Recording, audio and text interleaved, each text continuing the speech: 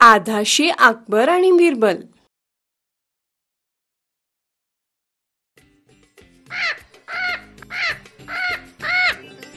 इतरांपेक्षा सम्राट अकबराचा बिरबल अधिक आवडता होता. तरीही अकबर नेहमी आपल्या या चतुर मंत्र्याला बुद्धी चातुर्यानं कसे मात करावे ह्या प्रयत्नात असायचा.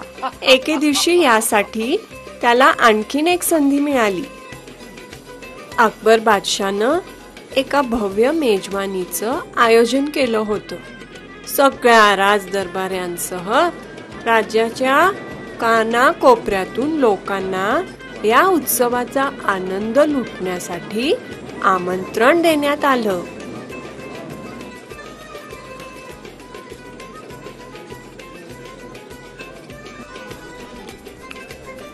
रात्री जेवत असताना बिरबल अकबराच्या शेजारी बसला होता.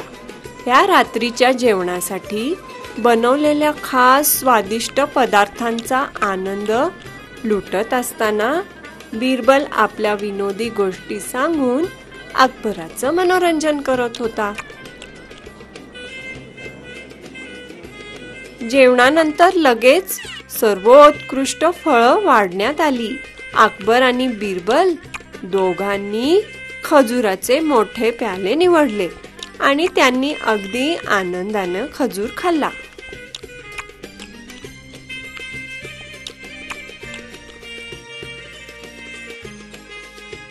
खजूर खात असताना अकबर हळूच खजुराचे बी खुर्चीखाली फेकू लागला.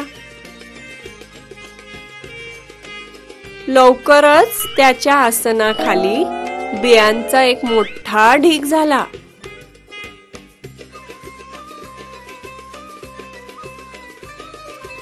अकबराने निश्चय केला की बिरबलची चेष्टा करून त्याला मात करण्याची ही सुसंधी आहे.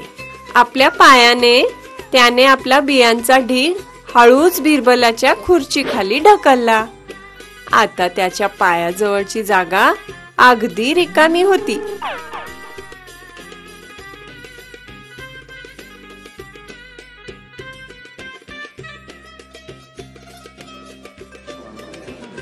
बिरबल बोलण्यात आणि हसण्यात इतका गुंतलेला होता की ह्यातलं काही त्याच्या लक्षात आलं नाही.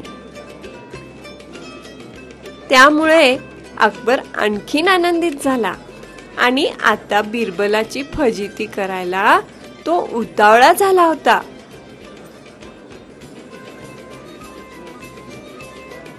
स्वतःला आश्चर्य झाल्याचा ढोंग करून अकबर जोरात म्हणाला, अरे बिरबला, एवढं मोठं जेवलास तरी किती रे हा तुझा हावरटपणा. तुझ्या खुर्चीखाली असलेल्या खजुराच्या बियांच्या ढिगाकडे बघ जरा.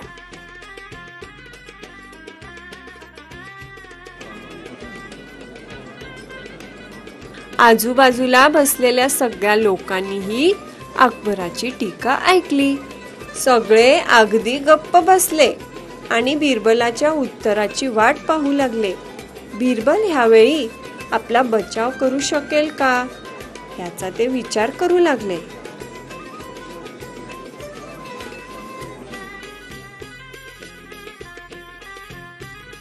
बिरबलाला लगेच कळून आलं की अकबर त्याची मस्करी करत होते, कारण त्यानं स्वतः बादशाच्या खुर्चीखाली बियांचा ढीग बघितला होता. पण तो काही इतक्या सहजपणानं फसणार नव्हता. बिरबल हसला आणि गमतीनं म्हणाला, जहांपनाह, होय मी खूप खाल्लं, पण मी बिया तरी खाल्ल्या नाहीत. तुम्ही इतके हावरट आहात की तुम्ही सगळे बीही खाऊन टाकलेत.